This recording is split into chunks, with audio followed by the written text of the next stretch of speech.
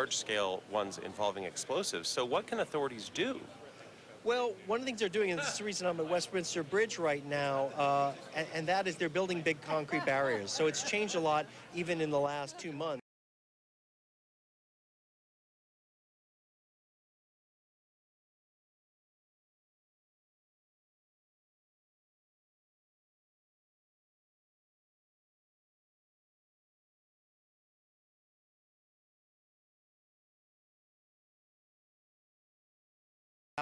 They have barriers up there as well. One of the things, though, with these barriers, of course, Ari, is their limitations. I was talking to a guy who's an expert on British jihadis. He works at a think tank, the Royal United Services Institute. His name's Raffaello Pantucci, and here's what he said yesterday when we were having lunch. The difficulty with them is where do you stop putting them up? There's many, many places where people walk and congregate, and the difficulty is, on the one hand, these areas by their nature have to be accessible to the public, but then the other one is a practical question of expense. You know, if you're a small city, is this necessarily appropriate allocation of resource? London is so known for the keep calm and carry on approach to World War II. Is there a sense that people are responding to terrorist attacks now in a different way than when they were less common?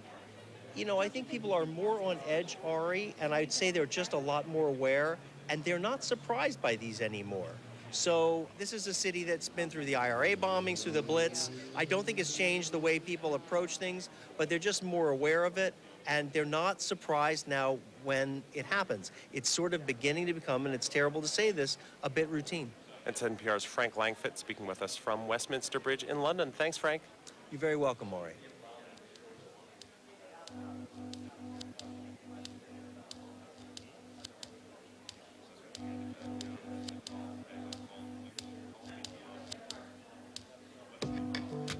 This is All Things Considered from NPR News. Thanks so much for choosing All Things Considered on Bloomington-Normal's public media. 89.1 GLT and WGLT.org. I'm Laura Kennedy. Stay tuned. GLT is partnering with NPR Illinois to bring you a live edition of Sound Ideas called State Budget, The Challenges Ahead. This is coming up at 6 o'clock. And you know, you're invited to the Normal Theater in Uptown because you can be a part of the audience and participate. Guests include the Regional Superintendent of Schools, the Town of Normal City Manager, and leaders working to provide social services in the community. The doors will open at 5:30, and they're going to have refreshments, lovely, from the Garlic Press Market Cafe. Sponsors include the Market Cafe, AARP Illinois, and the Town of Normal. Again, this is going to be broadcast live at 6 o'clock here on GLT. And if you can make it down to the Normal Theater, again, the doors open at 5:30. The Sound of Illinois Chorus presents Voices for Terry, a benefit concert for their leader, Terry Ludwig, coming up Sunday from 1 to 3 p.m. That'll be at the Bloomington Center for the Performing Arts.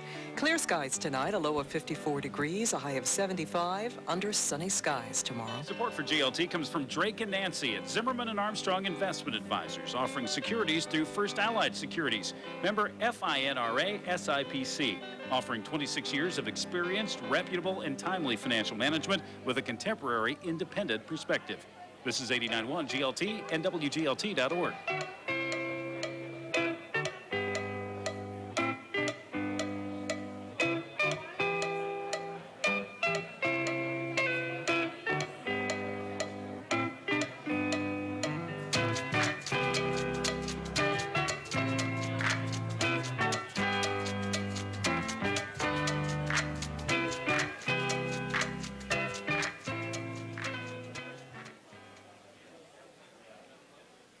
From NPR News, this is All Things Considered. I'm Ari Shapiro. And I'm Robert Siegel. The Navy today named the 10 sailors who vanished when the USS John S. McCain collided with an oil tanker this week near Singapore. At the same time, the Navy narrowed its search for those still missing. NPR's Greg Myrie reports.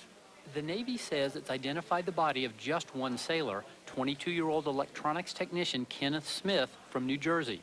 And the Navy has called off the search at sea, acknowledging it doesn't expect to find any survivors among the other 9. Monday's collision punched a large hole in the port side of the McCain, flooding several compartments, including the living quarters. In just a few minutes, we're going to get started. There are some early remarks, so if everybody could take a seat, grab a cookie, grab a drink, This was the Navy's and fourth accident in Asia get ready this year, here. and the second fatal collision in 2 months. The Navy's top admiral, John Richardson, addressed this at the Pentagon this week. I'm sure you all felt the same way that I did, just devastated and really just heartbroken at having to deal with this again.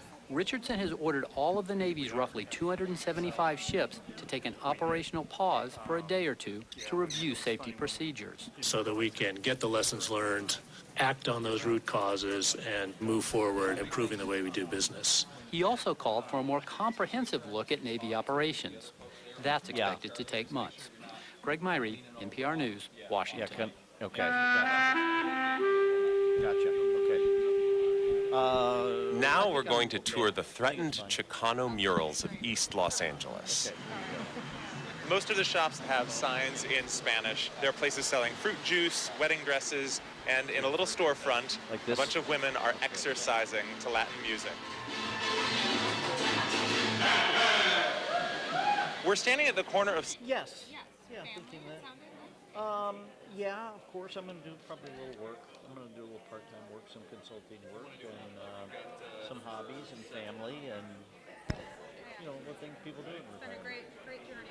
Thanks for having you. Well, thank you. It's been. All right, everyone. Thank you all for coming to State Budget Challenges Ahead, a special edition of Sound Ideas from GLT. I'm Charlie Schlenker, the news director at WGLT Public Radio. Welcome all. A few bits of business. Cell phones, please, on silent. This forum is being live streamed at facebook.com/WGLTFM. So if you have friends out there, you can let them know who, if they weren't able to get here but are near a computer, they can still watch this. I'd like to thank our sponsors, the Garlic Press Market Cafe, the Town of Normal, our local sponsors. This continues a 2-year line of GLT reporting on the impact of the choices made by the governor and legislature. We've run 2 different series so far, titled Stretched Thin and later Stretched Thinner. Fill out question cards, please, if you have questions. Mike McCurdy right here, our program director, will be happy to take those, and we'll be collecting them as well. Linda Healy, our events coordinator back there, she's waving, will also be circulating and collecting them, and we'll bring them down here. I will call you to the microphone just a minute or so ahead of when you can get to ask your question, and you'll get that card back to ask it. So that's the order of play on that. There are microphones at both wings here, so you can go down either aisle. Thanks as well to AARP of Illinois for making this entire 11-episode statewide series of forums on the state budget and the situation the state of Illinois is in. And as well, Illinois Issues and NPR Illinois, or WUIS in Springfield, the sort of mothership of the public radio system in the state of Illinois. Thank you so much. Our panelists I'll introduce in a moment when the show begins. And right now I'd like to invite Randy Eccles of NPR Illinois to give a couple of remarks, and then he'll pass it off to Bob Gallo of AARP Illinois. Great. Thanks, Charlie. I appreciate it. And what a beautiful venue. I haven't been here before, so nice to find great places like this. Should be excellent for tonight. I really want to thank WGLT, as with all the public radio stations that have participated in this listening tour. We really, a few years ago, not really a few years, about a year into not having a budget, realized we probably weren't going to have a budget for another year. And it became important to both hear how it was impacting people, but also to have panels of experts who can let folks know how it might be impacting you down the line. So tonight's important along those lines. NPR Illinois, as Charlie said, is we're the hub of the state network. We provide State House news to all the stations, including WGLT. And then Illinois Issues has been a public policy magazine for over 40 years here in Illinois. It's now a digital product, and every Thursday we run an Illinois Issues in-depth feature on the air. And the Illinois Issues forums are part of that, where we go in deep like this to try to find out what's going on with particular topics in the state. One of the things, as we were trying to figure out how the series would work is what if the budget passes? And one did, and what we found is there's still a lot to talk about. The situation is not over. It's past due.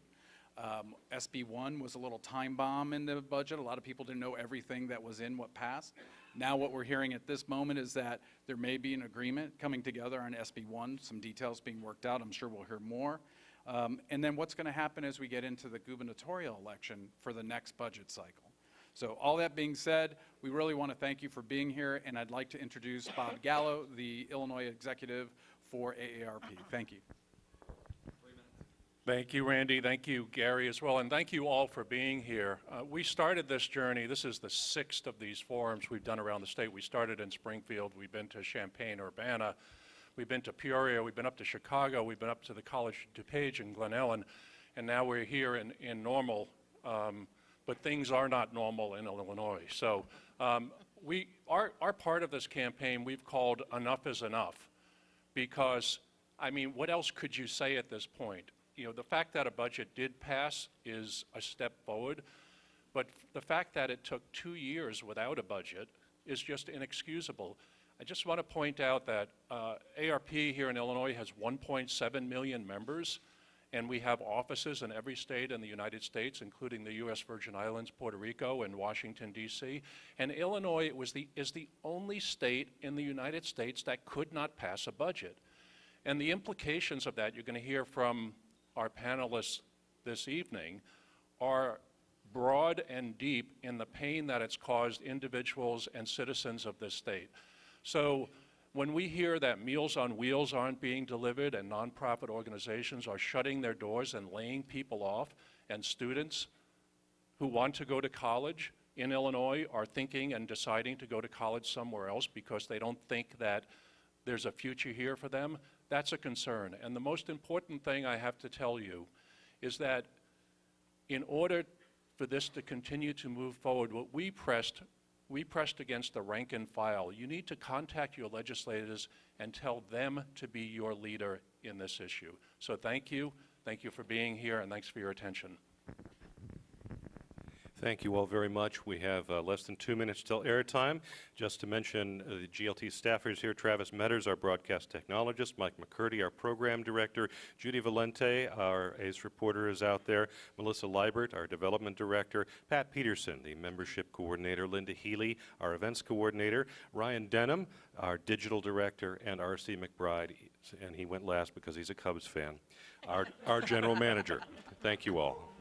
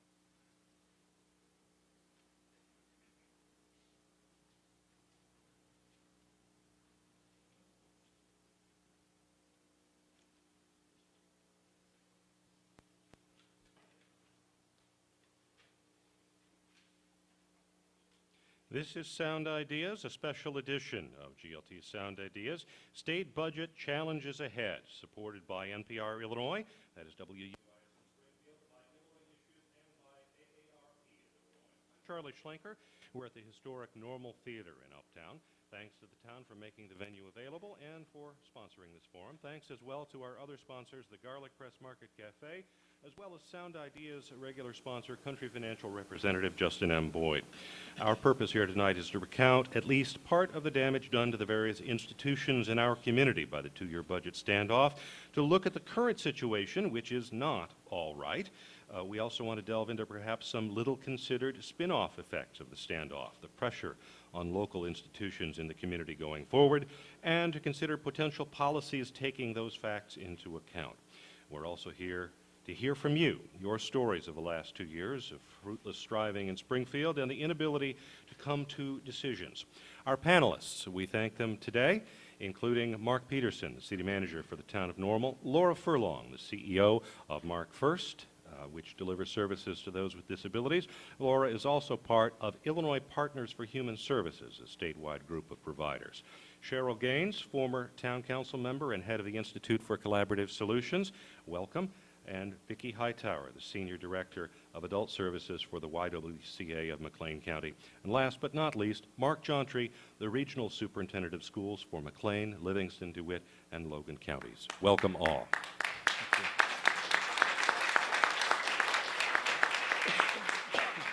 Let's start with a look back from the panelists. Just a brief overview. What hath the state wrought in the last 2 years upon your institution?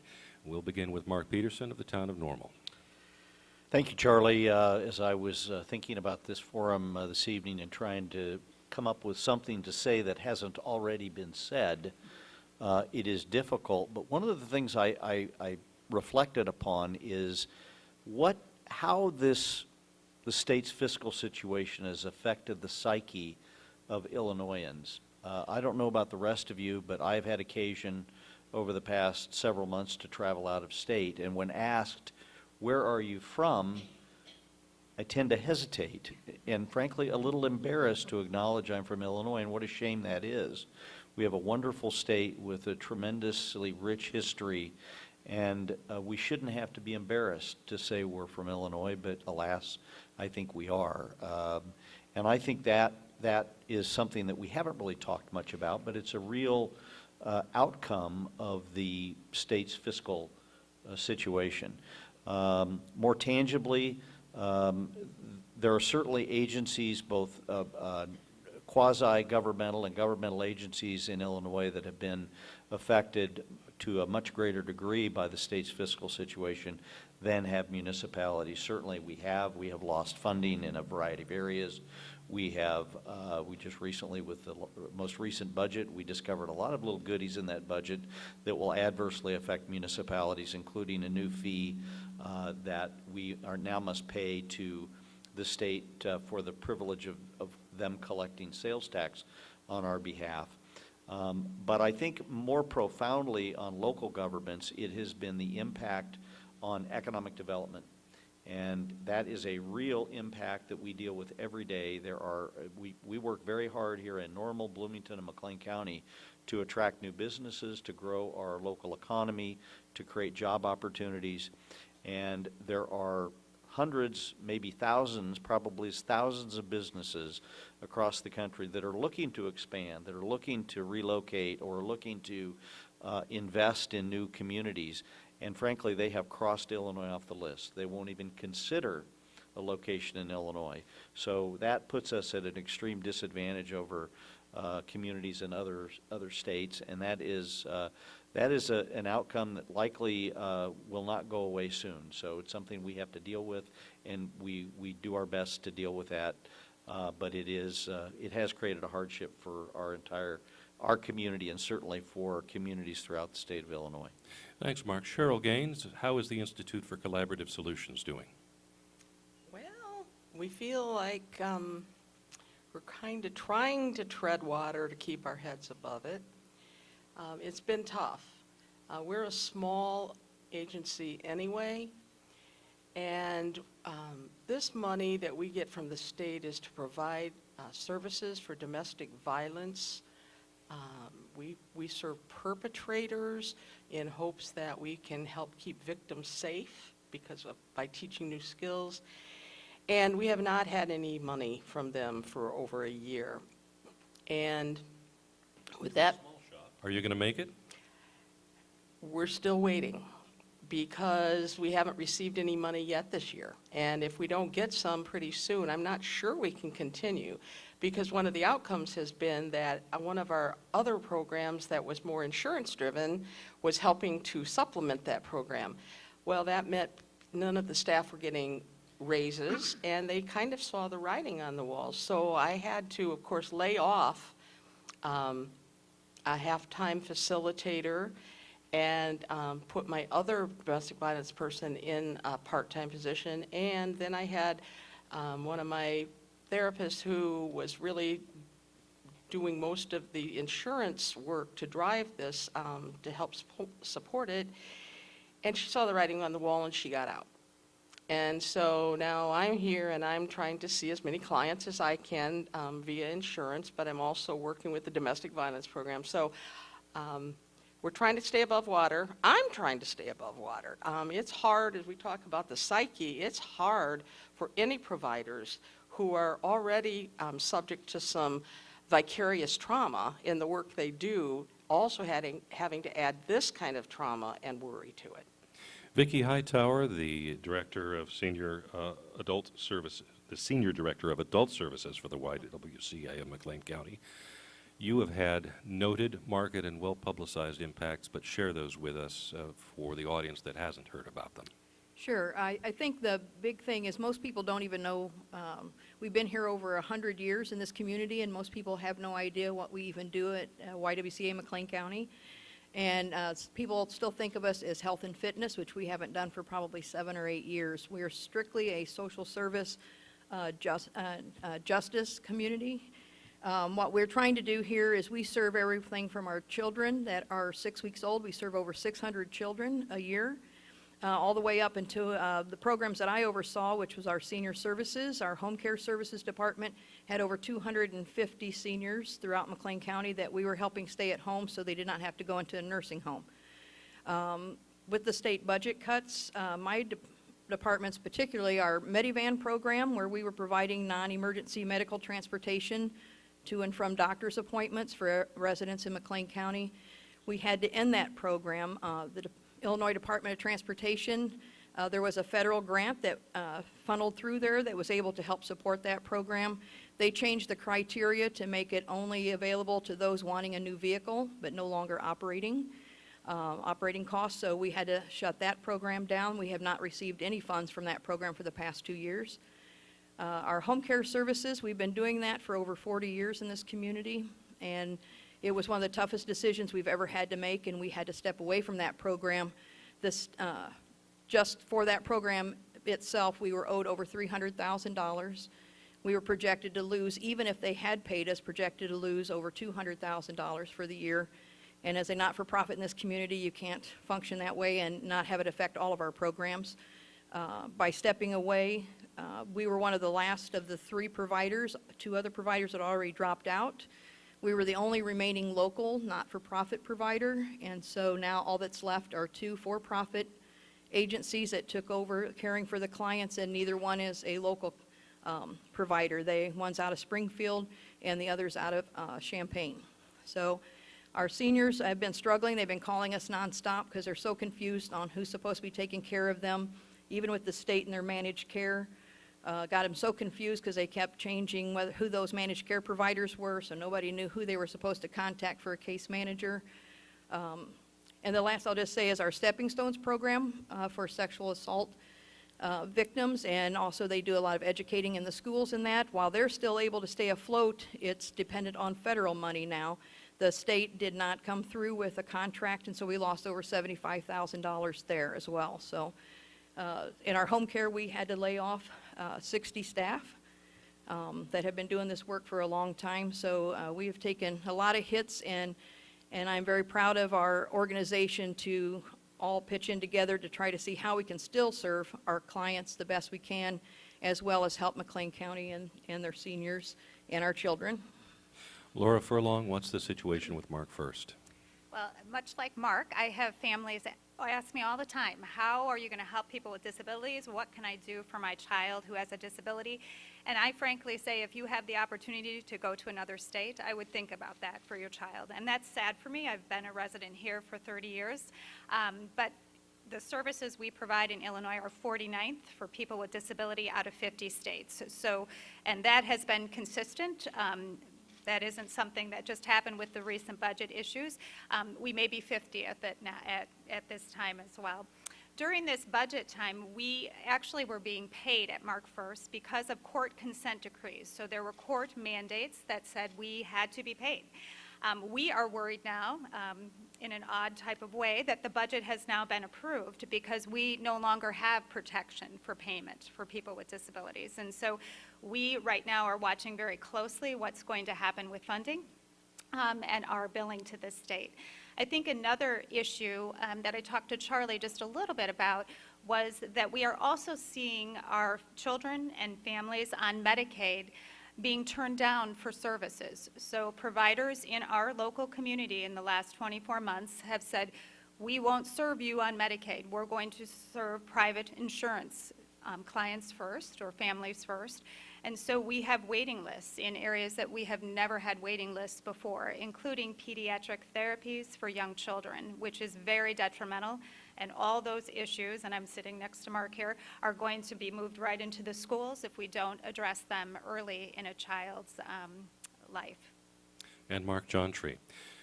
There are lots of different kinds of school districts in the four-county area that you support and to some degree oversee. What is their situation after the passage of this budget? Yeah, so the shoe is on the proverbial other foot, as it turns out, for K-12, because for the last 2 years, we're the one segment of this state that has been funded, albeit at a level that reflects $2,010. And so we've gotten by on the K-12 level. But as Laura pointed out, that has, we've still felt the effects of all the other sectors not getting funded because we have more and more kids that are coming to us with more and more issues. Whether it be issues for the kid, issues in the family dynamic, and that stretches all the way, not only at the elementary level, but all the way through your high school grads who are leaving this state to go to higher ed out of state. And they're not, a lot of them have already said they're not coming back.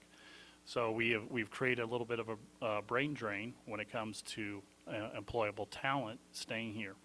Relative to all the districts that I serve, I have had a range of districts that have a total of 43 days of cash on hand a year ago, and those are the most recent numbers I have relative to their financial reports, but to others that have had 2 years worth of operating cash, and that's just a product of their local financial dynamic. But that is 43 days cash on hand is, as one of the superintendent said to me, that's a couple of workman comp's claims away from being in trouble when it comes to being able to make payroll and other things like that. So it's been a challenge. And what has gone on because of the delayed payments and the reduced payments that we've even gotten in those budgets is that our districts are robbing Peter to pay Paul out of their various funds.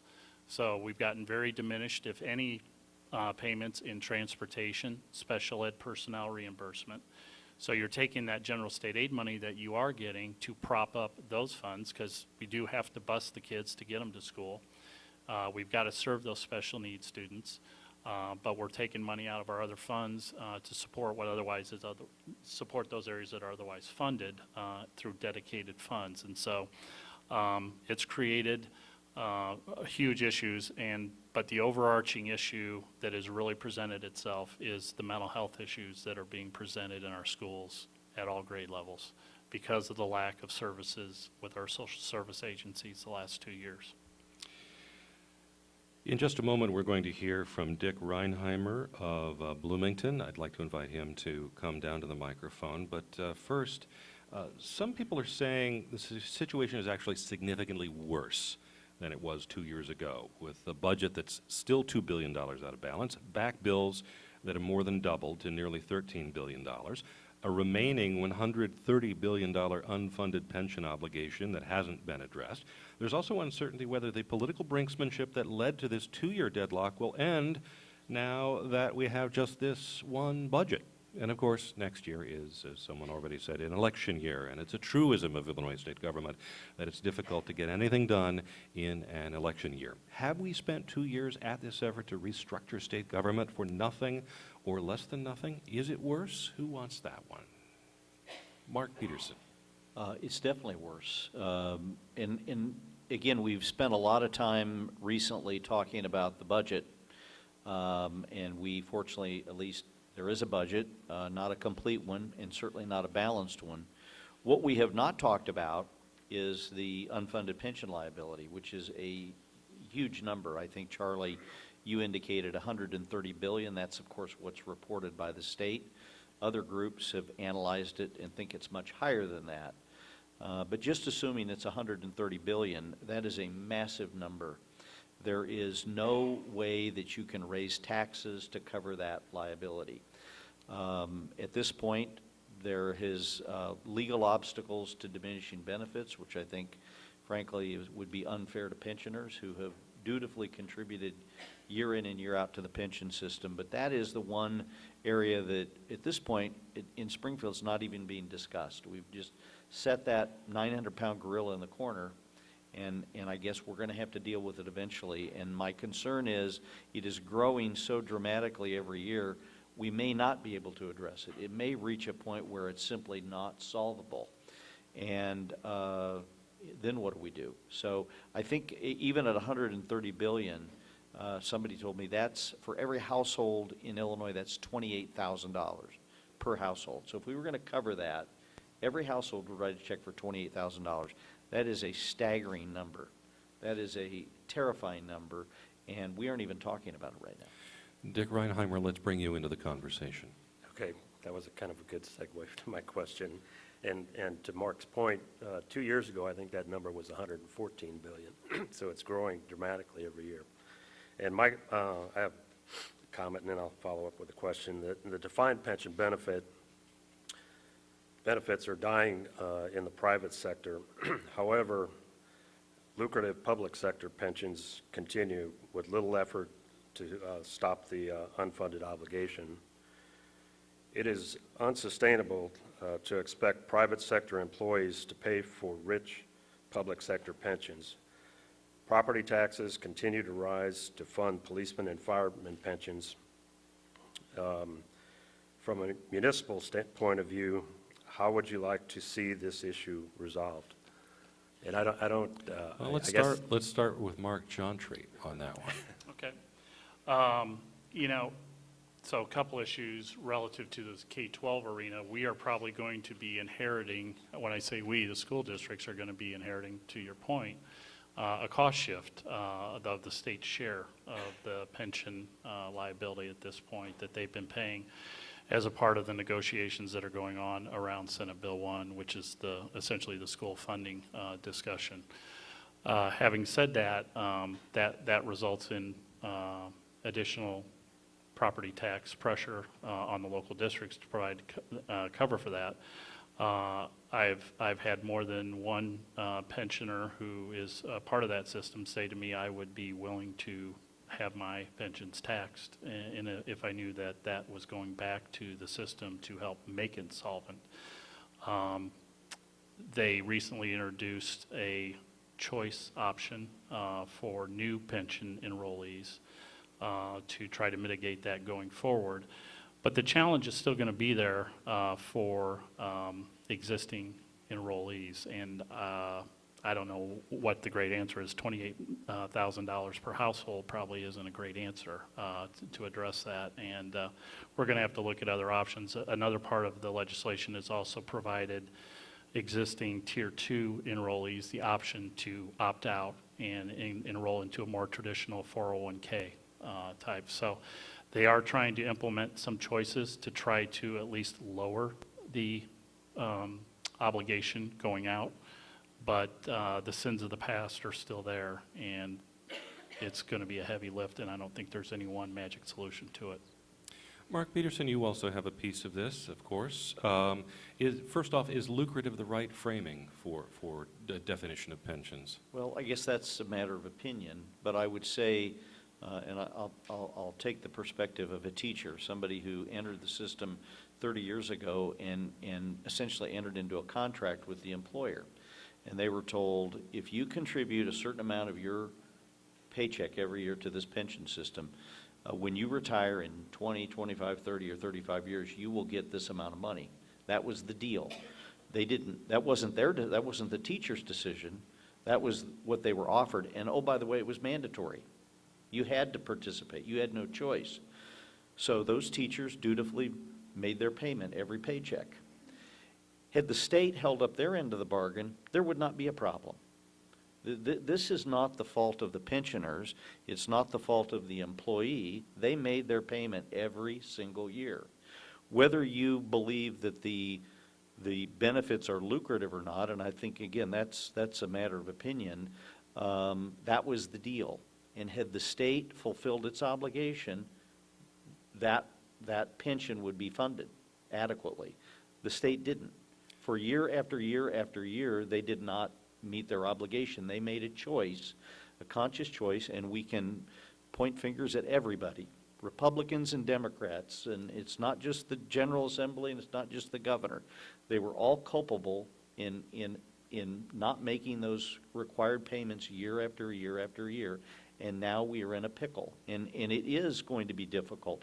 I will say that the state has already rolled back pension benefits for new employees, but it's certainly not reasonable to roll back benefits for people that are already retired or those that are nearing retirement. And who still, to this day, don't pay into Social Security as a result of that. That is correct. They don't receive Social Security benefits either. Yeah. So what is in the menu of options to deal with it? We heard a couple over taxing retirement income from Mark. Do you have, the other Mark, do you have other options that are worth talking about in the public discourse? Well, I do believe that there may be the need to sit down with groups representing existing employees and retired employees to see if there is some common ground. I have heard that also from not only from pensioners, but from employees who have worked under this system, that they probably would be willing to relinquish some level of benefit in order to have greater assurance that their pensions will be adequately funded by the time they begin to draw. But I think that involves negotiation, and I certainly don't think the employees should bear the full brunt of that obligation. It will require some sacrifice on the part of all Illinois taxpayers. It will require some hard decisions by the Illinois General Assembly to get these pensions funded. The good news is it doesn't have to happen overnight. It can happen over a period of many years, and frankly, it doesn't have to be 100%. If we get to an 80% funding level, that's pretty good, and that's acceptable. So I think you bite off what you can, but it is going to, we need to start now. The longer we wait, the bigger the problem is going to be. So is the amount that the state of Illinois is supposed to be paying into the pension system right now to make up for years of not doing so a realistic number? It's not a realistic number. It's currently, I think 25% of the entire state budget, I believe, goes to pensions. It's not enough. It's not enough to make up for all those years where pensions were underfunded. And the other problem, of course, we have now today that's affecting all pension funds across the country is the investment income is much lower than what we had anticipated. Yeah. And so that's another contributing factor. Let me call up David Gaffron of Bloomington to the microphone. You'll be in just a moment. But Mark Jontry, you had a thought. Just another mechanism in that is, you know, our pension payment schedule now is purely, not purely, but in part a product of legislation in terms of the payment ramp, which was just part of the legislation that was passed, you know, a couple of decades ago.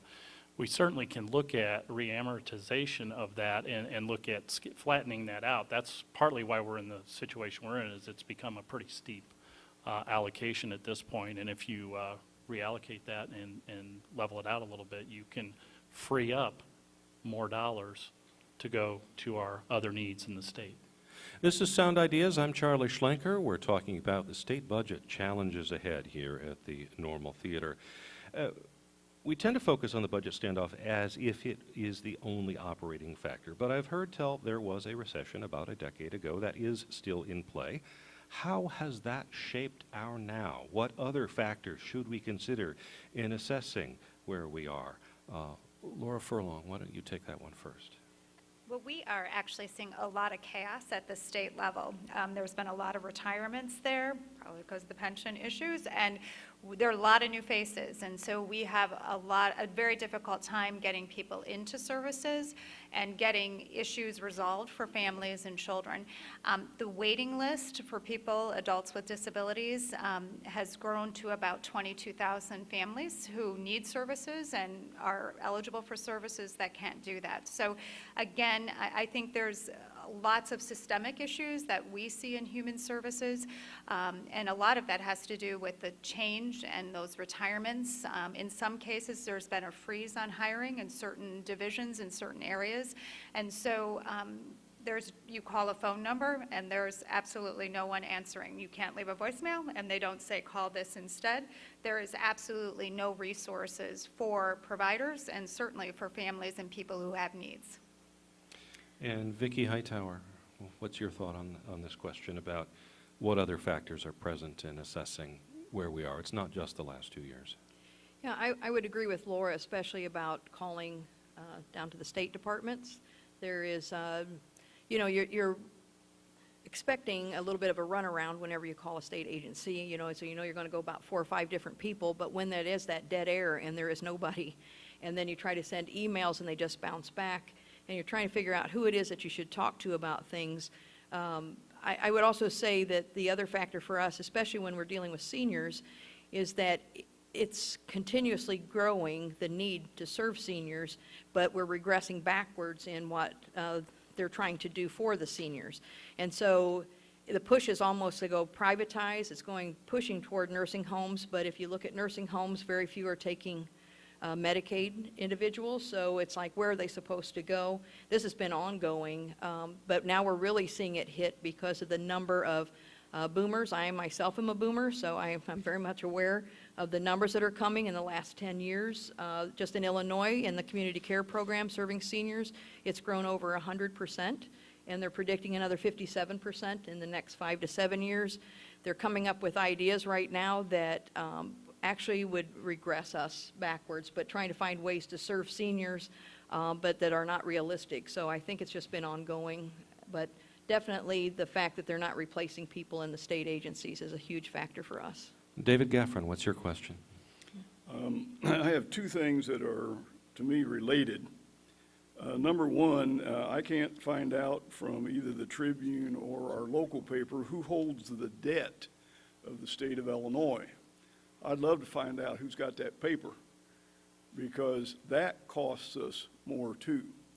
And if they're sticking us 8% interest when they really could charge us 4%, just think what that means. So to me, that's a question that the legislature leader, we should find out who's got our paper and what are they charging us. Because every time they say, well, if we borrow more, it'll just cost Illinois more. Now, the major question is this. Has there been or will there be an independent committee of economists and financial leaders who will submit a plan of how to bail us out of this mess? Will it be organized, and when? And the reason I raise that is I believe it was the Panagraph several or many months ago. On the editorial page, an economist, I don't remember name or what, in as many articles as I save, I didn't save that one, but this individual laid out a plan, basically saying, hey, Illinois, don't shoot yourself. You can work your way out of this, and here's a way you can do it. And he talked about what kind of interest rates would be involved in borrowing money and how you pay this back. I like Mark's comment. This doesn't have to happen tomorrow. It may take 45, 50 years, but over time, it'll all fall into place. That's how we have historically financed government since the beginning of the country, as far as I know. So that's my major question. David Gaffron, thank you very much for your question. Mark Chantry, let's take that second question first. Is there an impartial, widely accepted, reliable, nonpartisan, non-political, I know disinterested I know where group? you're going, Charlie. So I would refer to a group out of Chicago, Center for Budget and Tax Accountability, run by Ralph Martiri, that some of our viewers, listeners may be aware of, others. And it is, by all accounts, bipartisan, unaffiliated, and he's run numbers that kind of lay out a plan for how we get back to fiscal stability in the state of Illinois. I know that he has taken, the center, Ralph and others have taken meetings with leaders to explain the path forward. Others have engaged in that as well. I'm dubious, to answer the gentleman's question, of whether or not that power, for lack of a better term, will be turned over independently, given political machinations that go on. Well, that does raise the question. We do have this $36 billion budget. We have a $5 billion tax increase, and in spite of the hike, Illinois remains a relatively low income tax rate state among the states and a high property tax state. How do those facts affect the political calculus needed to address these existing and future problems? Cheryl, you've been a politician a long time. What's your take on that? Well, it's really hard, especially for the schools, when they're needing money and they have to have it come through taxes that come through the community. And so if you're a small community, the taxes are going to go higher. My hometown, where I come from, it's a small county and a small school district. Fortunately, there's some farmland that pays some things and some cell towers, but that help, or windmills, I should say. But the fact remains, there is no rhyme to reason how this happens. And so if there were something wider across the board where it went to the income tax, perhaps maybe that could be more widely distributed and figured out. But I'm sorry, I just don't have a lot of confidence right now that anything in Springfield can try to be uncomplicated and figured out. Jim Ahlstrom, you're next up from the audience, so please approach the microphone. I'm going to tackle David Gaffron's first question, which is who holds the debt? And the answer is complex and varied. The state issues bonds, of course, and those bonds are sold by on the public markets and bought up by institutional investors, by large firms, by small investors. Muni bonds are, municipal bonds are commonly traded down at the low level of investors. So state bonds are also that way. But there's also the idea of the unpaid debt. For instance, dentists are about 2 years behind on receiving payment under the state insurance plans. What they have had to do to keep the doors open in some areas has been to sell off that debt to debt collectors. So they get 90 cents on the dollar, and the debt collector will eventually collect from the state of Illinois, collect a late payment fee, and that extra 10 cents, and that's how they'll make their money. So the debt is in lots of different places, including limbo, when there are still places out there that haven't seen a payment in 2 years and whom the state of Illinois has recently passed legislation denying interest payments to. These are the small not-for-profits that probably won't see interest on the tab that they've been footing for the last 2 years. And now, Jim Ahlstrom. Okay, Cheryl just mentioned something about the income tax. I was wondering if there was any chance that a graduated income tax would ever be approved and be the main source of funding. And beyond that, more specifically, what could happen to Unit 5 or District 87 if the legislature fails to override Governor Rauner's veto of recent public school funding reform? Who wants that first? Cheryl? Cheryl Gaines. I was just going to say, the problem with the graduated income tax ever getting passed in the state of Illinois, I don't mean any disrespect, but it's really frustrating because having sat on the Town of Normal Council, the legislatures tends to not want to make some of those tough decisions. They don't want everybody mad at them. They want to get reelected. So it falls back on the communities. And so there's many people who were very unhappy with me many times when we had to bite the bullet and we had to raise some taxes because we want our community to be what it needs to be, and we want the people in our community to have the needs met that they have. So I don't know if it's ever going to get done. I should also note that the 1970 State of Illinois Constitution makes a graduated income tax really, really, really difficult because there has to be a statewide referendum to amend the Constitution to allow such a thing, and then you have to have a legislature willing to make the political choices on what the brackets are to be. Also a tough, tough lift. Mark Chuntry, you had another thought? So relative to the school, our local school districts and their ability to operate, in case of District 87, they're in a position financially with their reserves to essentially conduct the school year with little to no problem. Unit 5 is in a little different situation relative to their cash on hand. If they were to not take any action, i.e. issue cash anticipation warrants or any other type of debt to get through the year, they're Dr. Daniel, I think, has indicated they're probably able to get to the Christmas break or shortly thereafter.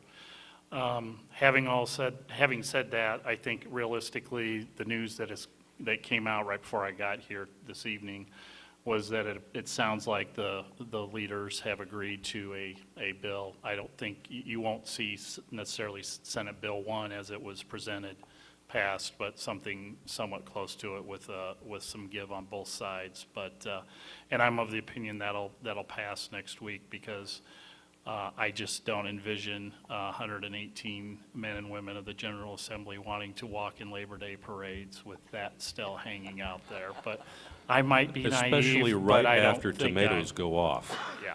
So, and there are parts of the state legitimately that week 5 of the football season wouldn't happen, and that's as big a consideration as any in some communities. But more seriously, at the end of September, they would have a hard time continuing to offer school. This is Sound Ideas. I'm Charlie Schlenker, and we're at the Normal Theater talking about the state budget challenges ahead. In just a moment, a question from audience member Karen Smith. Karen, if you would come down to the microphone. Up until the state budget passed, there were a lot of unknown unknowns, to borrow a label. Now there are more known knowns, but there are still known unknowns. What are those? Vicki Hightower, for instance, the effect of the exit from the market of private not-for-profits for some services. You mentioned that leaves out-of-town for-profits. What's the trailing effect of that? How will that play out in future years? Sure.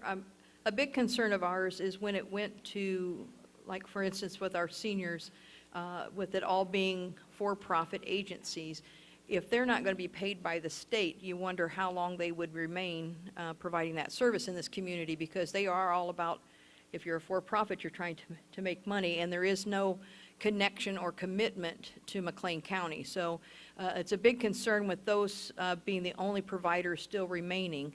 I would hesitate. I know they're opening it up, talking about trying to get more providers. I can't imagine anyone after the last 2 years that would be chomping at the bit to become a provider and hope to get paid. So I think it's all going to be privatized. Both of the private agencies also, all of their workers are unionized, all the home care aides. So when our home care aides were hired by them, they joined the union, and they do have a better, I would say they have a better shot at maybe getting some things passed in Springfield than a local not-for-profit. YWCA going there trying to fight for something is not going to be the same as a large group coming in and trying to fight for that same type of thing. But I'm just really concerned about some of the changes that they're trying to do, and I know a lot of that is from the privatization of that, and especially the community reinvestment program, some of the other things that they're trying to push through. I think are very scary for our seniors. And I think a lot of times... Like what? Unpack that, Well, would you? okay, so for community reinvestment, they're looking at over 36,000, that was the last number I saw, Illinois residents that will be moved out of the community care program and go into this community reinvestment.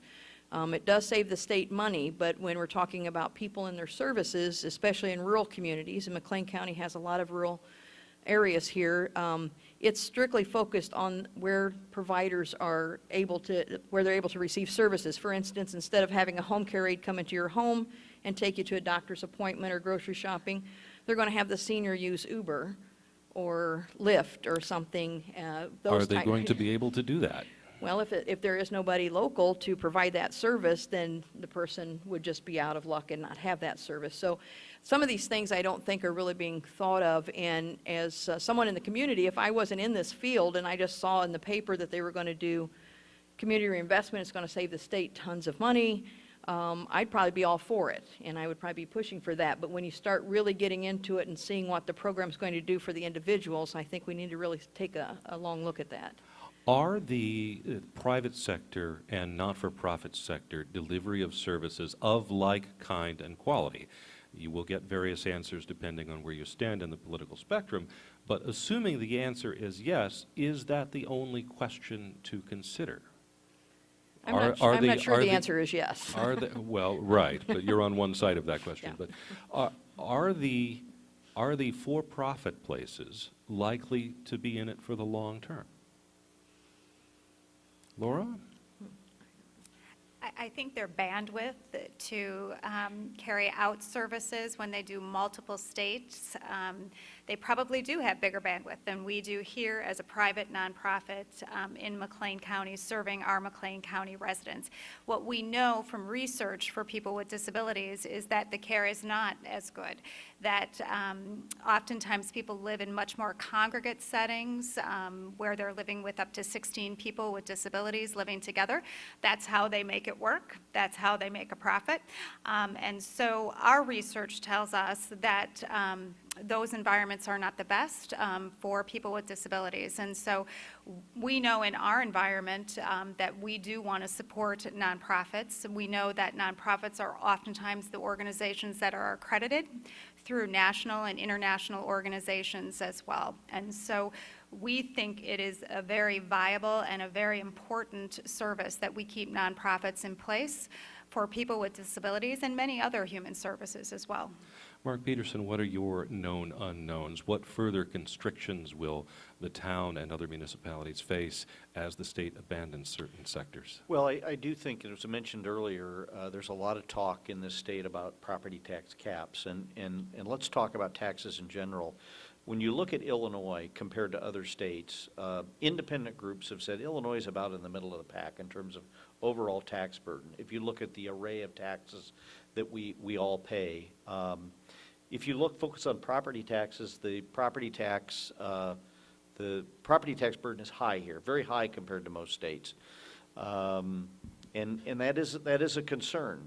However, there have been proposals being discussed pretty actively in Springfield to put on strict property tax limits with no other relief.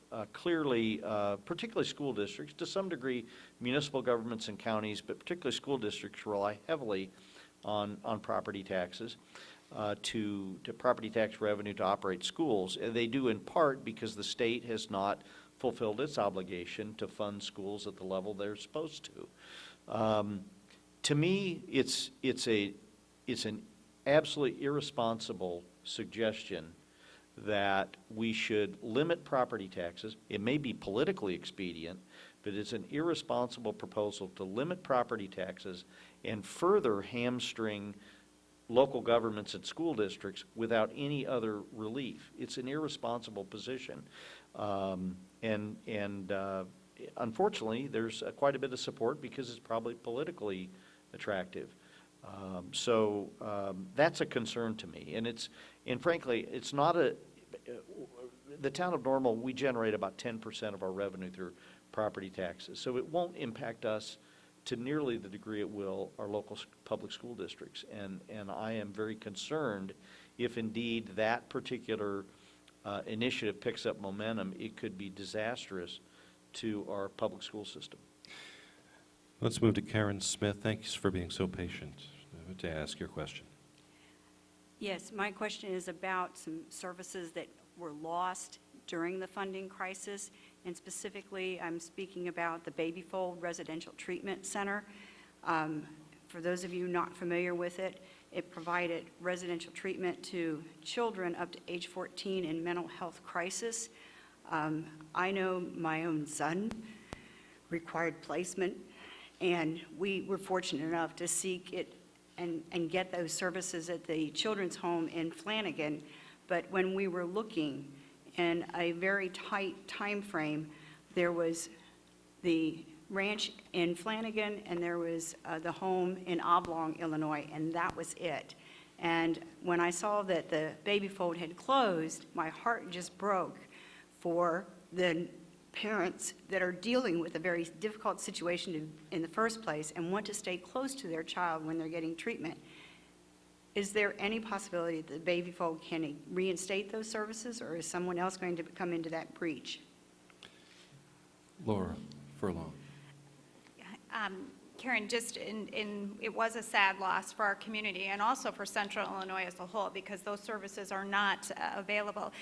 In talking a little bit to the Baby Fold, and you may have more information as well, Mark, the rates that they were getting for residential services had not changed in 12 years. So you can't expect that same level of intense services for those children who have had traumatic events and expect to provide those services at the same rate that they were doing 12 years ago. And we also experienced that, where we have the same rates that we had 12 years ago. We have actually more expectations than we did 12 years ago. And so many of us, like the Baby Fold, have to consider. I think they originally downsized a bit and then eventually had to close their services entirely. I think that may be the beginning wave, Karen, of what might be happening in services as well. If we can't adjust those rate issues, much like Mark, I think you mentioned 2010 rates, we're operating under 2008 rates. You can't expect that. Other things go up. We have all the expenses that other businesses do as well, and we cannot continue to serve those programs with those same rates. Laura, what's happened to inflation or cost of living in the last 12 years that those rates have been frozen? Right. So there's been an increase of 38% in real dollars of increased cost of living, and we're at the same rate. So we actually get 38 cents less for every dollar to provide those services to our families. And so it's really hindered us. We have a waiting list, and I'm sure much like the Baby Fold as well. And we've had to say, we can't serve you. You are families that we've known your child since they were 2 years old, and we've supported them. And they're adults now, and we want residential services, and we have had to say we cannot grow anymore. So it's not a great feeling for us to have to say that, but we realistically cannot expand services to meet the needs of families in our community. In just a moment, we're going to ask Brian Albertson of Bloomington to the mic so he can get ready for that. How do shortfalls in the social service sector, the constriction of the social service and human service sector, affect schools? Mark Jontry. As I referenced in the opening statement, the most immediate or the most prevalent part is really the services around mental health. Now, this county in particular, through the work of both Bloomington-Normal with some sales tax dollars going, we really have a comprehensive plan to try to address that, but it doesn't change the fact, at least now in the short term, I think we'll make progress as we go forward, that our agencies that used to provide those interventions and supports, be they in the school setting or outside of the school setting, as I look at Peter and others in the room that provided those, we lost those for a period of time when the schools were getting their funding at a relatively stable level and the agencies were starting to lose them. The schools would pick up that difference to maintain those, but then they just became the breaking point where you couldn't do that either. So what does that do to the educational environment? So what has happened, great question, Charlie. What has happened is, honestly, a lot of our teachers are less of a teacher and more of a social worker. Now, we have individuals in our buildings that are trained as social workers. That's what they went to school to do. But the vast majority of our staff are teachers, but they weren't trained to be full-time social workers. Do they like it? They're frustrated because they're not doing as much teaching. Do they stay with it, or do they leave? If the younger they are, the more likely they are to leave the profession. And so this has exacerbated our teacher shortage issue, and it's going to continue to exacerbate our teacher shortage issue because we have fewer and fewer individuals that are going into the profession because they see some of the things that are doing. I mean, I can tell you any number of stories of a single parent or two parent family that are educators, either one or both of them, and they're steering their kids away from the profession if the kids express even a modicum of interest in going into the field. Because of not only that, because of those challenges, the pension issue, the benefit issue, and just a number of other factors. And so we try, there are strategies to try to mitigate that on the front end. I know you, Charlie, you recently did a interview with the research staff at the College of Ed at ISU that kind of highlighted the issues around the shortage. And ISU does have a pretty robust system where they do year-long internships to make sure our candidates are well-versed in what they're going to be dealing with. And it's proven to be successful in retaining. But we're getting fewer and fewer people into the profession because of the outside influences that they're having to deal with. They're having to deal with more and more of the family dynamic in the classroom and or the lack of supports. And so that's our most challenging issue when it comes to trying to deliver instruction to kids these days. I should cite that interview. Thanks for mentioning it. You can hear it at wglt.org if you wish. The estimate is that there is a shortage in the state of Illinois of about 60,000 teachers, 2,000 of them in Cook and the Collar counties alone. 60,000 nationwide, and there are 2,000 vacancies in the state of Illinois as of the start of school. And I can just add to that, Charlie, our organization will be conducting a survey on this very topic that'll be released to our districts next week. And so we will have very current data relative to the start of the current school year by the end of September. So I'm afraid of what it'll look like. There are a lot of interconnections between human service agencies and governmental bodies. We just went through one of them. As some have ended programs, what happens to the others? Mark Peterson, how do first responders cope with the lack of the erosion of the programs that you had been funneling people to? Well, it's a significant problem, and we have seen that in recent years, and my sense is particularly our police department, and to some degree our fire departments, are going to see more of that in the coming months. There are human service agencies in this community that are on the brink. They've already cut back. They've cut back to the point that I'm talking about survival. They are going to close their doors. These are agencies that have been here many, many, many years and provide extremely valuable services. They are within weeks of closing their doors. And that certainly will have a profound impact on our first responders.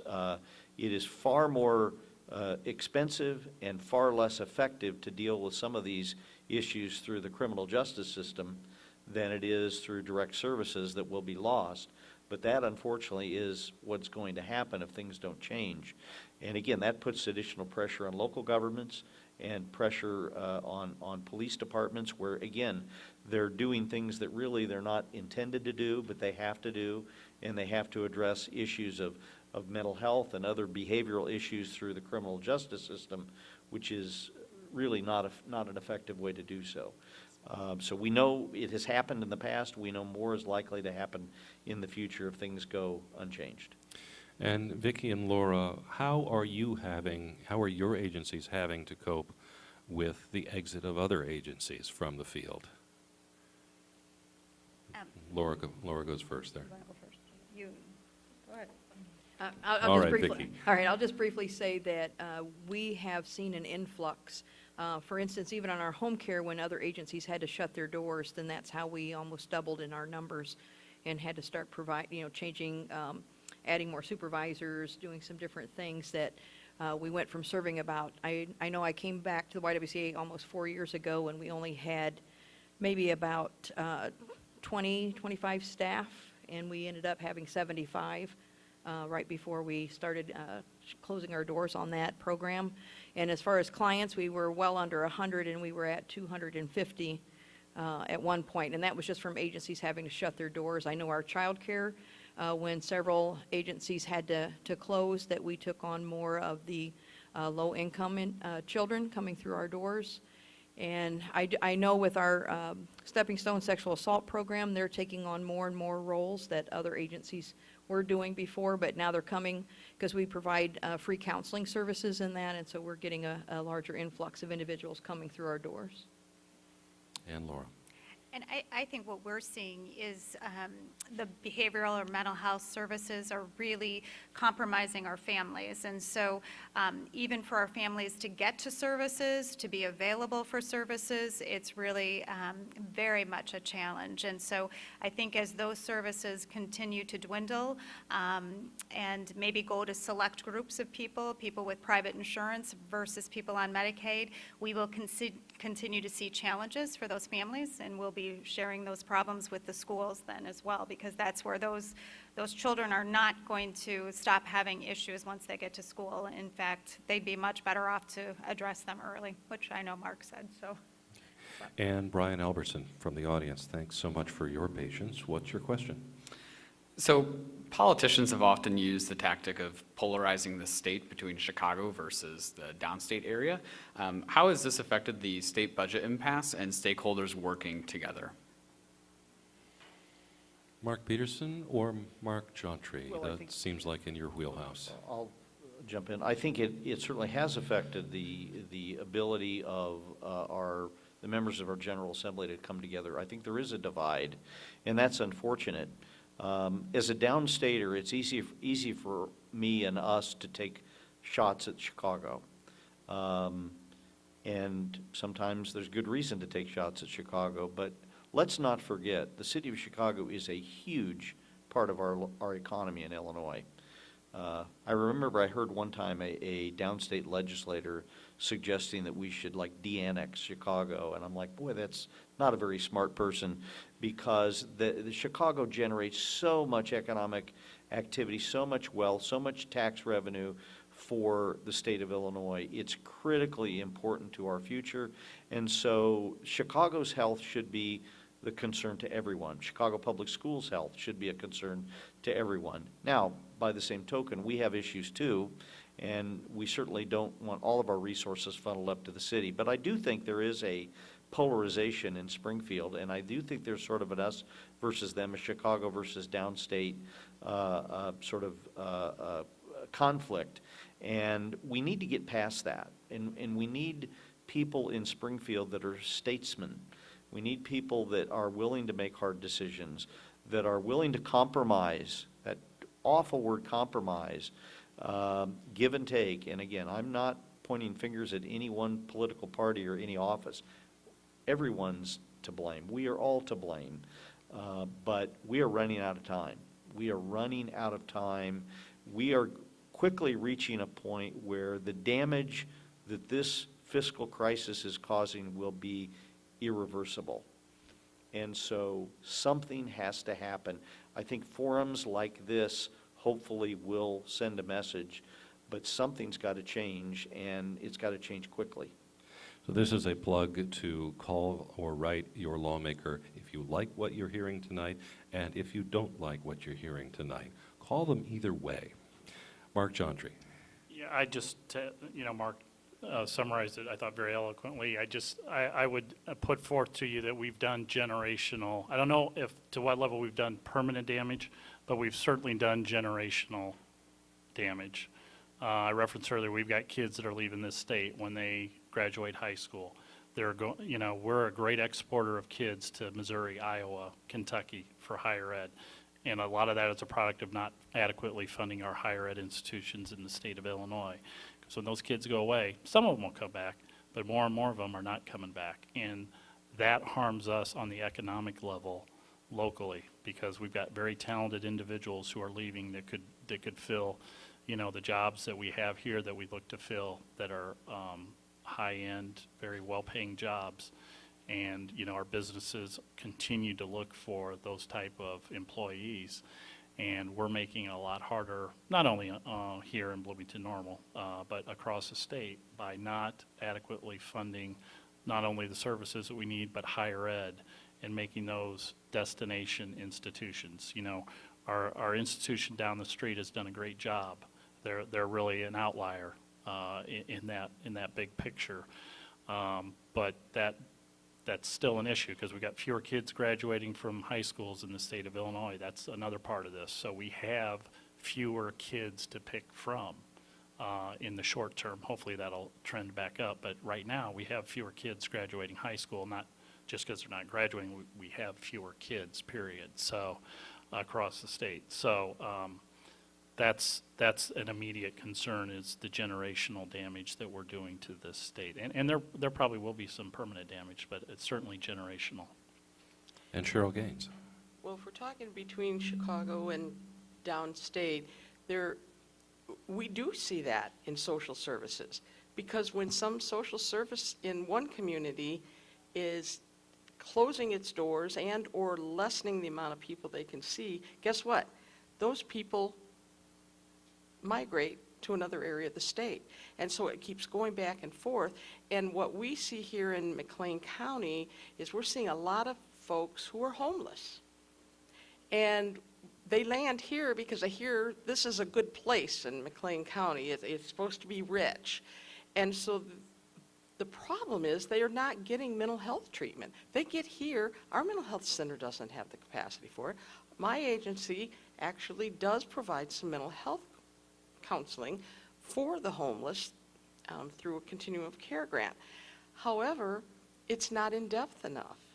And so these folks just keep bouncing around, and that impacts not only social services, it impacts the police departments. It impacts local businesses who are having problems because they have homeless people hanging out and asking people for money. It just continues on and on and on. And so it all intertwines, I guess is what I'm trying to say. Susan Reel, your moment is at hand. This is a special edition of Sound Ideas on 89.1 GLT and WGLT.org. State Budget Challenges Ahead, sponsored by AARP Illinois with the support of NPR Illinois. I'm Charlie Schlenker, GLT News Director, and you're listening to WGLT Normal. Susan, go ahead and ask your question. Good evening, everyone. I am the Executive Director of the East Central Illinois Area Agency on Aging, and we're a planning and funding body for aging community programs on aging. And I had put in my question that during the past fiscal year, approximately 2,200 senior citizens were served by community programs in McLean County. So 2,200 older adults were served through Meals on Wheels, home-delivered meal programs, through Senior Information Services here in Bloomington-Normal, caregiver program, and congregate nutrition. So with that, our operating budget for 16 counties, McLean being one, our funding through the state, it comes to about 36%. So that state funding mingled with federal funding has gone very far to serve many, many seniors. So my question to the group is, because I love the combination of individuals here, what solutions can you offer to protect this funding for our frail elderly? Who wants it first? Not a lot of takers. I'll pick Vicki. Solutions. Solutions to keep the funding. Well, first of all, I've worked closely with your agency, so many of the things that have been provided to seniors throughout McLean County could not have been possible without the East Central Area Agency on Aging, I would say, especially even, I know the 211, a place that's easy for seniors to try to find those resources and that, which is so important now because, like I was saying before, so many people are so confused on where to go and who now is providing services in that. So I just think that as a community, I think we're going to have to be more and more aware of what type of policies and that our legislators trying to pass concerning seniors. I know that there was a lot of concern losing funding and some other things in the paper. It talked about a DON score. And I talked to several people and they're like, well, that sounds like a good plan and, you know, that's going to be great, but not even understanding what that means. So I think just to secure our funding here, it's going to have to be more and more people stepping up, talking about the needs of seniors. Sometimes that is the forgotten population, and just showing the numbers that we have, especially even in our community, and the different types of needs, because it does go across the board here for everyone within this community. So I do think that it's getting more and more informative sessions going, explaining what some of these things are that the legislators are talking about changing or dropping. I think that would be very beneficial. Laura Furlong. How are you, Susan? Good question. I really think that we have to educate people to be advocates. You have to vote. Your families have to vote. We have to be educating my aging parents who relocated here from Wisconsin to be close to us. They need to be voting. I'm like, Dad, write a letter to the editor. You have got to be the voice. So you are the voice. And so I think sometimes in various groups we lose that power. But anything we can do to get people to vote, to help educate them on that topic, they are the voice. And I think sometimes that can get lost for some specific groups. Charlie, may I And Mark Peterson. weigh in on this? First of all, you know, we need to take care of our elderly. It's shameful that when we're not. And I say that, and I also say the thing about young children. That's a fundamental responsibility of a community, in my opinion. What do we do? Well, I hate to say it, and I certainly don't want to let the state off the hook, but my confidence in the ability of state government to solve problems like this is very low. I have much greater confidence in our community to solve problems, and that doesn't mean it's easy. We've attempted to do some of that through mental health, some of the mental health programs and issues that we face. There was a realization that programs that were in the past available through the state and some federal agencies were gone and were likely never to return. We felt as a community, I think community leaders felt, we cannot simply stand by and just let this system collapse, knowing the magnitude of the problem that creates. So the two communities, I think, took a bold action to raise the sales tax, and a significant part of that was set aside for community mental health programs. Not enough, still not enough, but it was helpful. It may be necessary that we have to take local responsibility for these, not just your population and your clients, but others, and try to figure out a way to do it locally. And I don't want to let the state think we're letting them off the hook, unfortunately, but how long can we wait around and hope that there's a solution? And it may, across the board, we may have to bite the bullet as a community and figure out how we're going to take care of our people on our own, with our own resources. Now, when all of this is happening at the state level, unfortunately, what appears to be local philanthropy is also decreasing, and that's scary. United Way certainly, I mean, it's tragic what's happened there, and I don't fully understand it, frankly, but that's another cause for concern, because I think we are going to have to locally fill the gap, and that means we're all going to have to sacrifice, we're going to have to do more, and I'm concerned about whether the community's prepared to do that. Well, what other areas are ripe for a local solution then? We've talked about the model of behavioral health and mental health, which the county government has taken ownership of because of its deep and abiding interest in limiting jail populations. But What would a town of Normal want to take on? What would a city of Bloomington want to take on? What would a Normal or Bloomington Township want to take on? And how do you start the conversation about each other group pitching in to pay for it? Sounds like a Cheryl Gaines question to me. Okay. Punt. Well, when it came to the behavioral health things, we just started the conversation. There were many retreat that town council had and this started a number of years back. And I think they all got sick of listening to me say, we've got to step up here in the community. The state is not going to do it.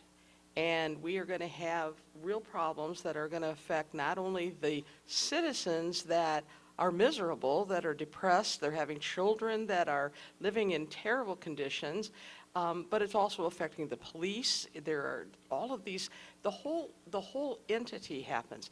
And so that's when we worked our way through to say, you know what, we do have to step up. And so then we partnered with Bloomington to say, and to the county to say, hey, we're one community here.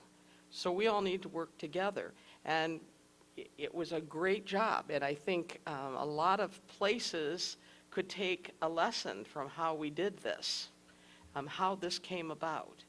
I know lots of people weren't happy about the tax increase, but you know, you're going to pay me now or pay me later. Mark Jontry.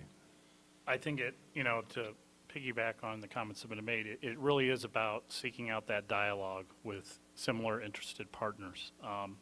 The mental health issue at the school level has caused us to come together, providers and school personnel, with a group called Behavioral Health in Schools, and we meet quarterly, talk about our issues, and it's led to a couple of innovative programs being implemented, pilot programs in 2 of our rural districts to overcome the access issue, to embed counseling in those schools 1 day a week, and we're going to look to expand that this year to our 2 highest need 61701 zip code junior highs here in Bloomington and Normal.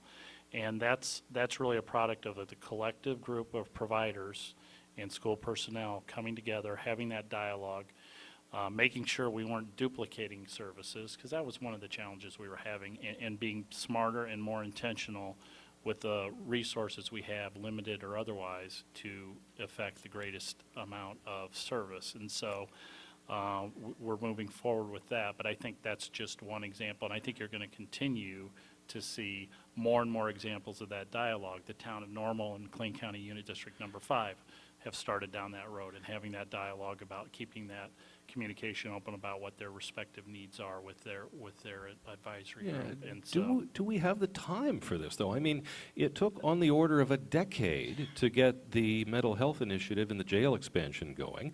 It took 5 or 6 years to get the jail diversion program going before that. It took several years, maybe 25 years ago, when that happened, to address the need for better coordination and delivery of services on the domestic violence front in this community. This isn't happening fast. Is there time? you have to make time. I mean, you just have to make the time, and you have to make it a priority. So, you know, you just have to. I would agree. Locally, we can move lightning fast if we want to. We really can. We are not encumbered by a lot of the shackles of state government and the federal government. We have the ability in our own community to move very rapidly if we truly want to.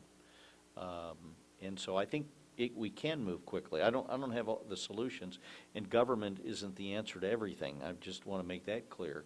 But I think we are going to have to take local responsibility. And again, Cheryl Gaines said she talked about, you know, some of the challenges facing mental health to her colleagues for years. It was really her that started this whole thing, and eventually they heard her and they said, "You're right. We can't stand by and let this system collapse," or it was already collapsing. And so I think we can move quickly. I think it's possible, but it takes the will. And I see that the people on the panel and in the audience that run and work in these human service agencies, and you folks are amazing. I hear these stories about how you are serving more people with substantially less money, and you're still doing it with a smile on your face. I don't get it. But it shows your commitment to what you're doing, and that's the good news here. That's the good news. The people in this audience on this panel so believe what they're doing, they probably do it for free. Now, I'm not suggesting you do it, but they are doing the job because they are absolutely committed to it, probably not necessarily like the for-profit agencies. They probably have a different mindset. But most of these people, I see people in the room I've known for years and years, and they've been doing this forever, and they're still doing it with fewer resources and with sort of a bleak future, but they're still here and they're still doing the job, and thank goodness for all of you, because if it wasn't for your tenacity and your resolve, we'd be in even deeper trouble. This is Sound Ideas. I'm Charlie Schlenker, a special edition of Sound Ideas tonight on 89.1 GLT and WGLT.org, brought to you in part by AARP of Illinois and by NPR Illinois. You're painting a rather nice picture of local cooperation, but a climate of scarcity can do horrible things to cooperation, too. If people get desperate enough, there is a sense of competition that often sets in, and that cooperation can go out the window. Have you seen that? Is there a danger of that? How do you address that? Mark. Well, I'll go back to our group, our behavioral health and schools group, and that was a concern as we came together. But our intention, we put it out on the table at the very first meeting.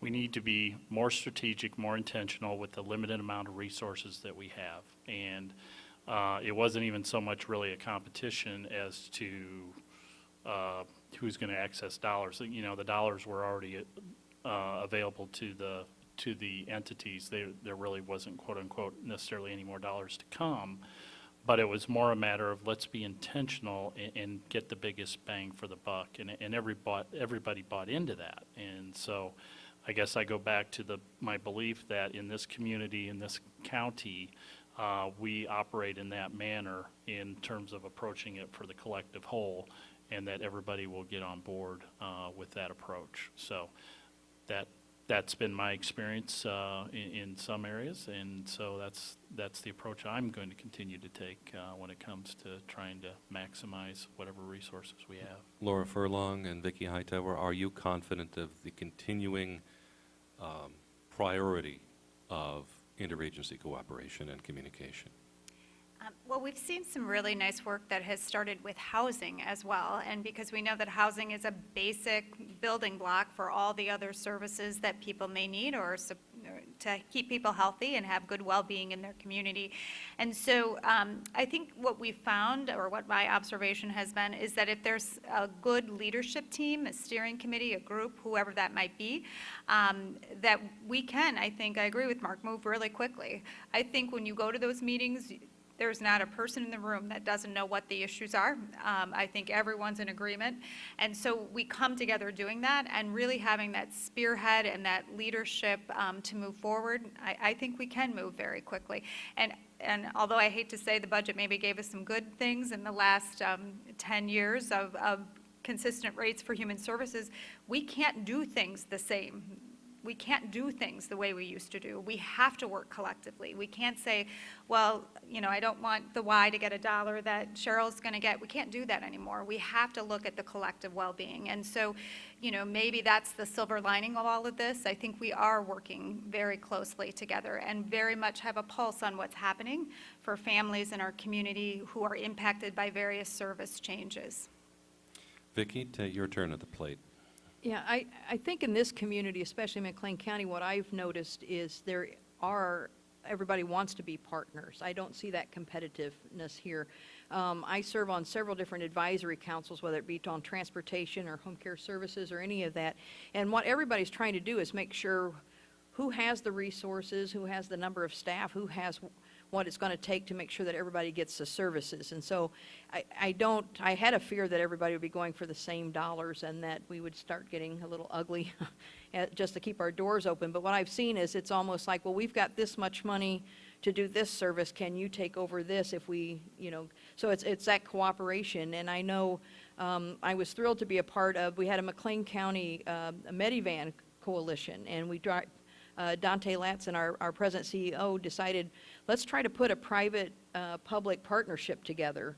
And I've never seen all the leaders around the table, and we were sitting there, and then we had both hospitals represented, and City of Bloomington, the town of Normal.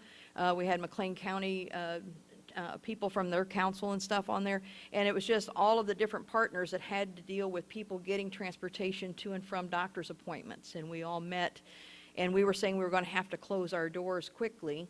So we did first we all met together and raised enough money to keep us going for the next 8 months, just that group collectively trying to figure out, well, we could shift money here, we can do this. And then we, after that, took that pressure off that people could still be served. We were able then to just have the conversation on who's best to provide this service. We're not going to be able to raise this kind of money every year to keep it going.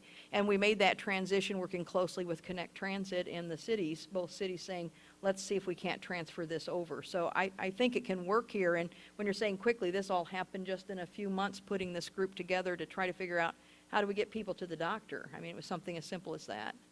Mark Peterson, you have said in previous interviews with GLT that municipalities are not well suited to innovation, that they don't think of new ideas, and the reason is a natural one, is that elected officials like to be careful with taxpayer dollars. So they don't want to take a flyer on an idea that might not work out. Is what we're talking about here going to require innovation, or is it simply going to require a good traffic cop and a memorandum of understanding and an agreement to do things a certain way with somebody providing the funding and the power center for it?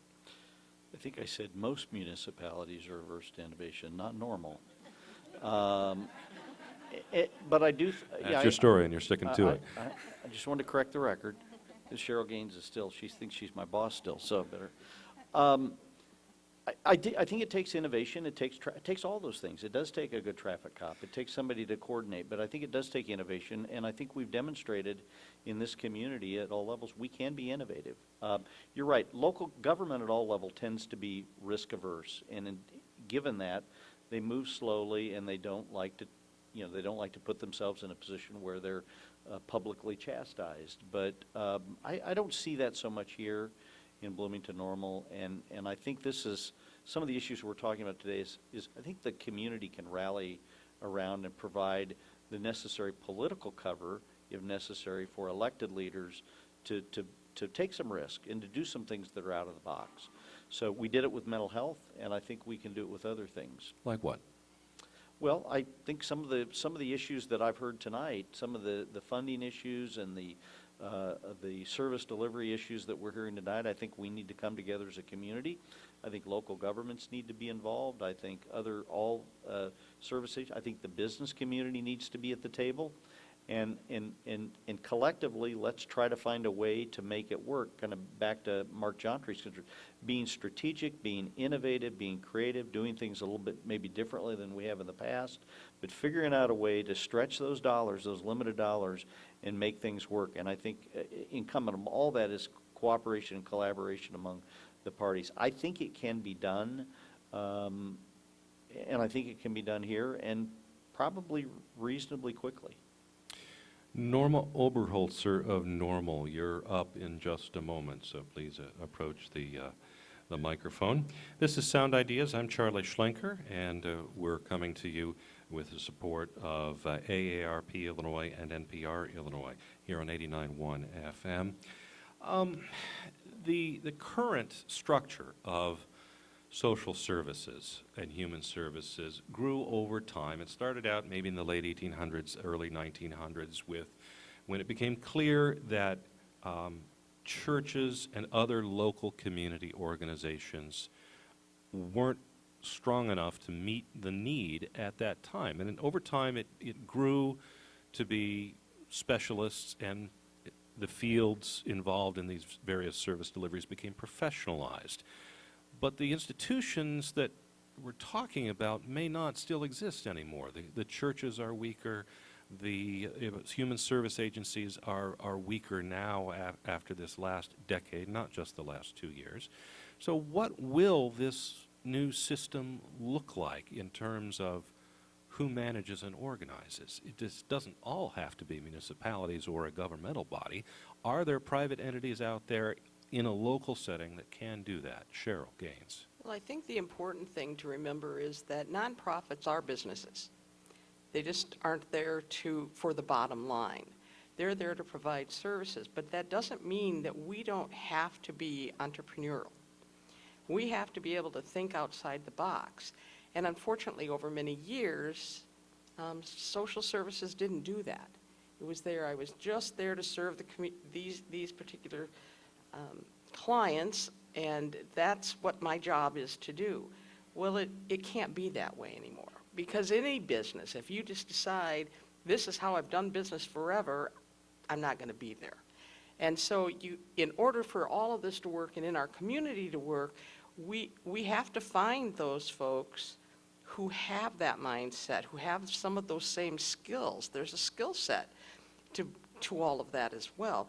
And what is that skill set? well, I think that skill set is to understand and have the empathy for the sort of issues that go on in behavioral health, social services, all of those things. But yet at the same time, All that in a CPA too. yeah, exactly. But to be able to also think about collaboration, as well as, one social service agency nowadays can't do it all for everybody.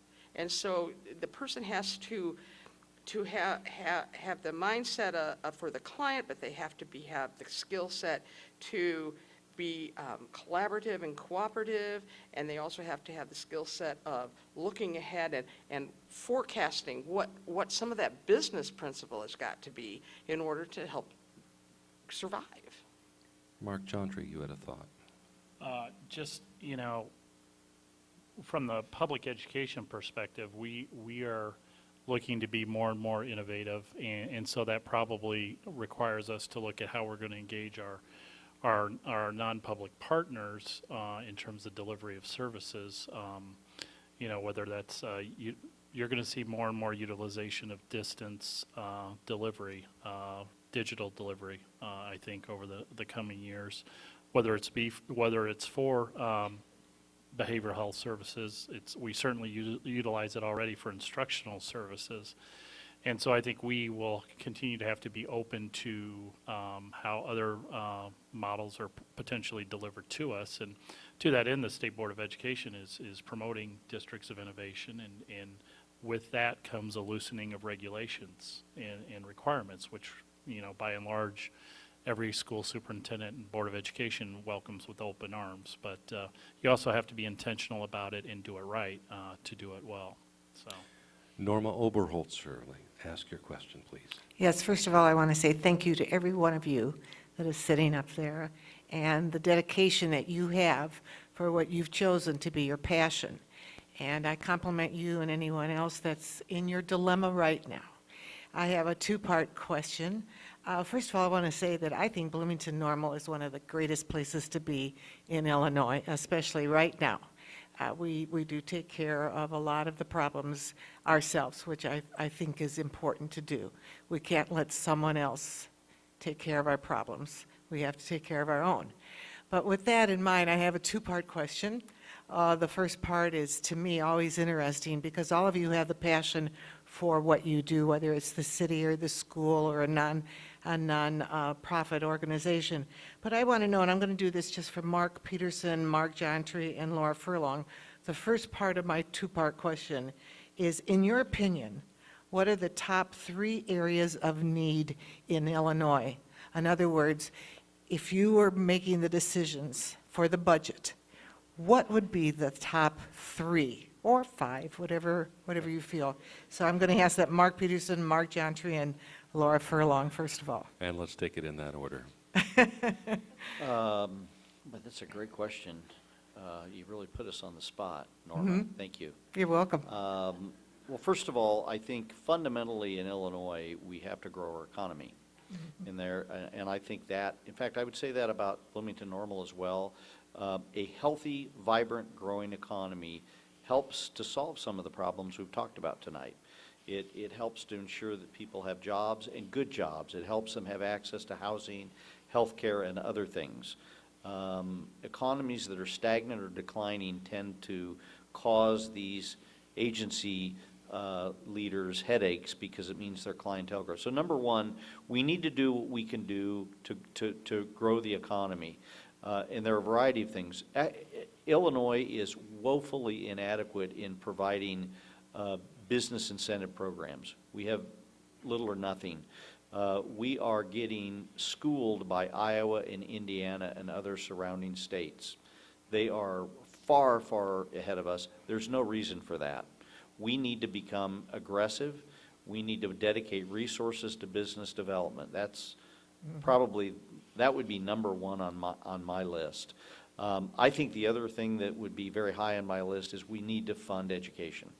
We need to fund education at all levels. I think it is fundamental to any state, certainly ours, to make sure that we have the best schools, the best K through 12 schools, and the best higher education system that we can possibly have. I think that's an investment in our future, our long-term future. That's two. I'm going to stop at two, okay? All right. All right. Number 3 for, let's go with Laura. All right. I agree that I think we do have to help our citizens have well-being and reach their full potential, and our businesses to be able to do that too. So I certainly agree with Mark said.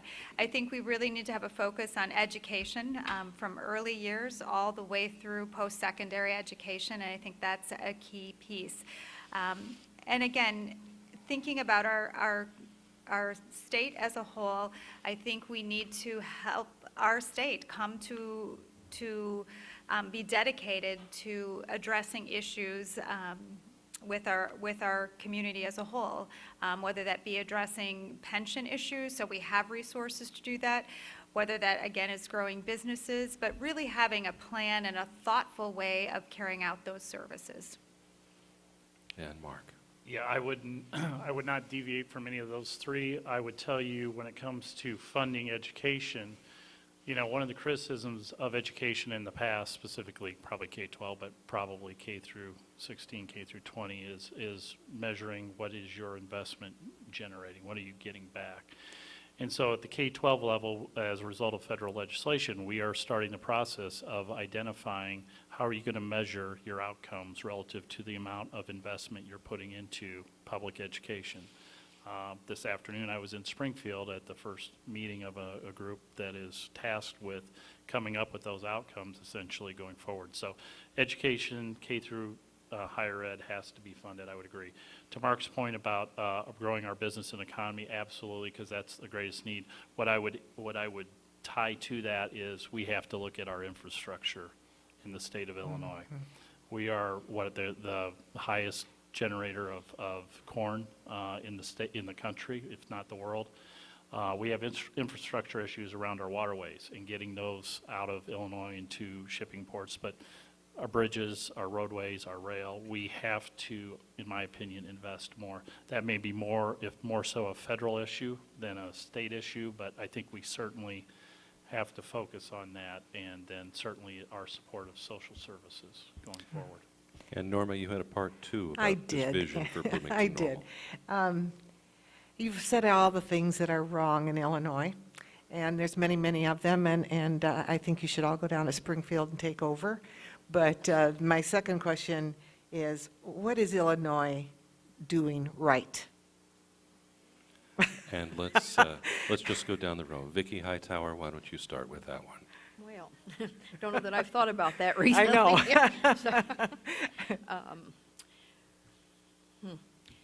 I don't know that I have been. I mean, I've always lived in Illinois. I love Illinois, and I love,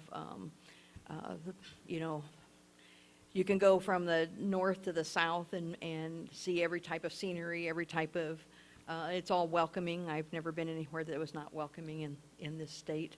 I graduated from school here, so I think that our education system for myself was phenomenal. I really enjoyed that time. I really don't know, because I am just very negative right now, so I know. I'm not sure what I to just say. asked, it's Yeah, more of a sorry. facetious question. really. Mark, you're an optimist by nature. I thank you for the question, because it's a good one. We have a lot to offer here in Illinois. We have a fantastic workforce, trained workforce that is second to none. We have fabulous transportation infrastructure, needing some work, but it's still very good when you look at rail, you look at rivers and you look at highways, interstate highways, and so forth. It's hard to find a state with that sort of transportation infrastructure. The other thing that sometimes gets overlooked is you look at our power grid and you look at our broadband network. It's very, very good. Texas gets a lot of credit, and they pale in comparison to Illinois. Those are three things that we need as a state to tout, because they are, from an economic development perspective, they're very, very important, and they're tremendous assets. Laura Furlong, what is good about Illinois right now? As I think about our citizens and all of you here today and my colleagues and friends here at the table, I think we have people who are very committed to their community and to the state. And it's hard to say that in Illinois when we're all very frustrated, but everywhere we go, people want to work through the issues, people want to help address the issues, and I think we have a lot of tenacity as citizens in Illinois. Mark?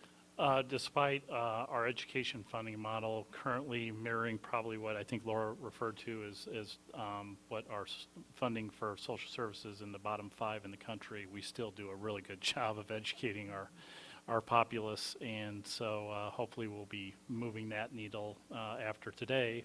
But our education system, despite the challenges, still produces a lot of highly educated individuals who go on to do a lot of great things. And Cheryl Gaines, you get the last word.